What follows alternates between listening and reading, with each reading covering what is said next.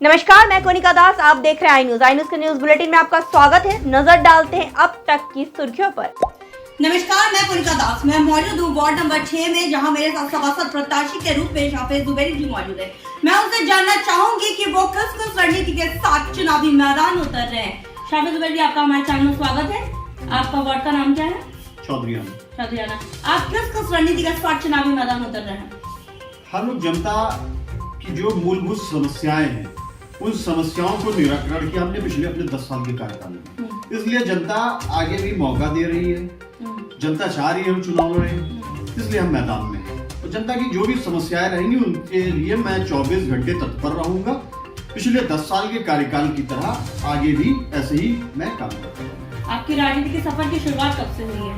राजनीतिक सफर की शुरुआत जब 2012 में माननीय अखिलेश यादव जी उत्तर प्रदेश के मुख्यमंत्री बने और उन्होंने उनकी जो सोच थी उत्तर प्रदेश के हर जनपद में, हर नगर में, हर गांव में, गांव स्तर तक की जो उन्होंने डेवलपमेंट का काम किया, उनकी जो एक पढ़ी लिखी सोच थी, उन्होंने लखनऊ को मेट्रो सिटी बनाया, लखनऊ को मेदांता जैसा हॉस्पिटल लखनऊ लेके आया, लखनऊ में इंटरनेशनल एक स्टेडियम दिया, लखनऊ को आपके जो फॉरेन कंट्रीज में महिलाओं की सुरक्षा पे काम किया, 1090 women's power line, Gomti riverfront जैसी जो लखनऊ के लिए योजना लेके आए। जो उत्तर प्रदेश में जब एक गांव में गरीब कोई बीमार होता था तो रात में उसको जब आवश्यकता होती थी हॉस्पिटल जाने की, तो उसके पास समस्या रहती थी, उसके पास कोई साधन नहीं हुआ करता। अखिलेश जी ने उस समस्या को समझा, उनके उस दर्द को समझा और 108, 108 जैसी एम्बुलेंस सेवा स्टार्ट की, जिससे लोगों को प्रदेश के अंतिम व्यक्ति तक की स्वास्थ्य सेवाएं पहुंच सके। प्रदेश में जो पिछली बसपा सरकार में जो जंगल राज कायम था उसको दूर करने के लिए उन्होंने वुमेन्स पावर लाइन 1090 स्टार्ट की, महिलाओं की सुरक्षा के लिए 100 डायल लेके आए, वर्ल्ड क्लास एक डीजीपी कार्यालय बनाया, पुलिस को वो सारी सुविधाएं दी जो उत्तर प्रदेश की सुरक्षा में अपना योगदान दे सके। जी, आपके वार्ड में जब सर्वे किया गया, सर्वे के अनुसार स्वास्थ्य विभाग बहुत ही लचर पाया गया है। जब लोग बीमार होते हैं तो लखनऊ की ओर या बाराबंकी की ओर जाते हैं। तो आप अगर सभासद बनते हैं तो आपका ड्रीम प्रोजेक्ट क्या होगा स्वास्थ्य के लिए? देखिए, जो मूलभूत आवश्यकता आज मेरे वार्ड की नहीं, मैं पूरे कस्बे की बात कर रहा हूँ, वो स्वास्थ्य के क्षेत्र में और शिक्षा के क्षेत्र में, 2 क्षेत्रों में काम नहीं हुआ है नगर पंचायत देवा में। स्वास्थ्य की जहाँ तक बात करें, पहले देवा में एक पीएचसी हुआ करता था, लेकिन पिछली माननीय मुलायम सिंह यादव जी की सरकार में एक सीएससी छपरा स्कूल में बनाया गया।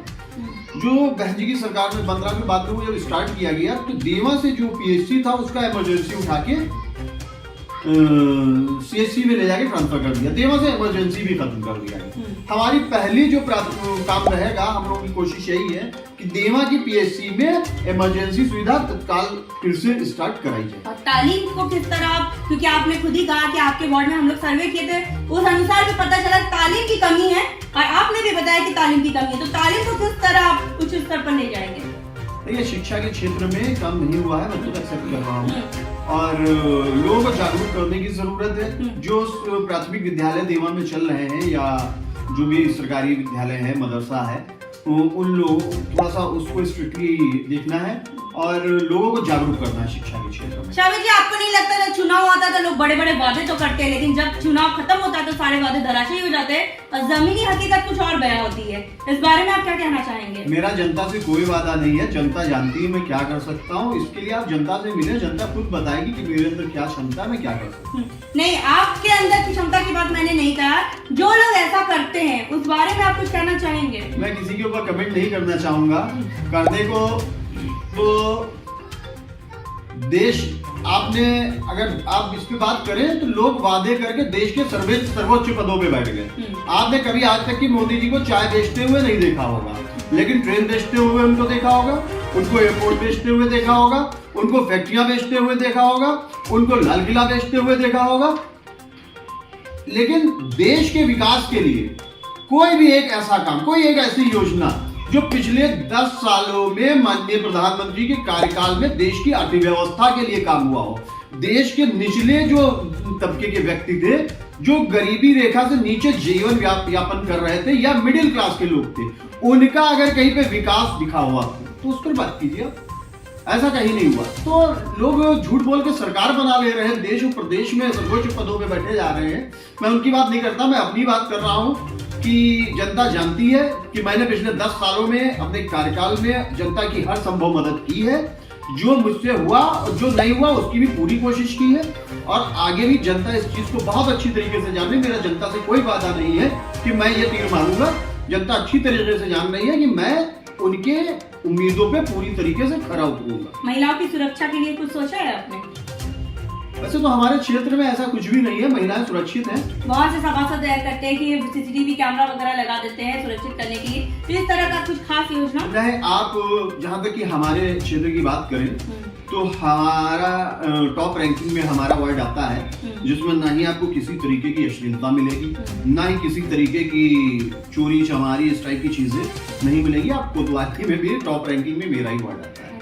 आपके वार्ड में सर्वे किया गया, सारी जनता हमारे चैनल से जुड़ गई है। उनका कहना था कि बातें तो सभी लोग करते हैं, लेकिन जमीनी हकीकत कुछ और होती है। इसलिए हमारे चैनल के माध्यम से आप उन दर्शकों को और आप वार्ड वासियों से क्या कहना चाहेंगे, अगर वो आपको चुने तो क्यों चुने?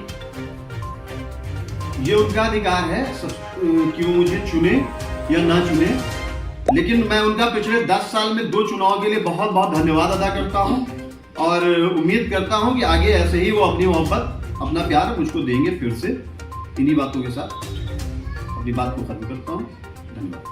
शाबिर जी हमारे साथ मौजूद थे, जिन्होंने आपने सुना, इन्होंने सबसे अच्छी बात कही कि शिक्षा और स्वास्थ्य को ये आगे ले जाएंगे अगर ये सभासद बनते हैं। और इनकी एक बात और अच्छी रही कि बिना सभासद हुए भी जनता के बीच में गए, जनता की समस्याओं को सुने, सिर्फ समस्याओं को नहीं सुने, उनका निवारण भी किए। अगर बिना सभासद हुए ही ये इन कार्यों को किए हैं, तो अगर सभासद बनेंगे तो क्या क्या काम करेंगे, ये देखने वाली बात होगी। हम आपके बीच में गए थे, जब आपके बीच में गए तो आपने हमसे सवाल किया था कि किसको चुने किसको ना चुने। ये संशय की बात होती है, क्योंकि वादे सभी लोग करते हैं कि जमीनी हकीकत कुछ और बयां करती है। लेकिन हम आपको इनकी मनोदशा को सुनाए, आप मनोदशा को दिखाए। अब आपकी बारी, आप इनको चुनेंगे या नहीं।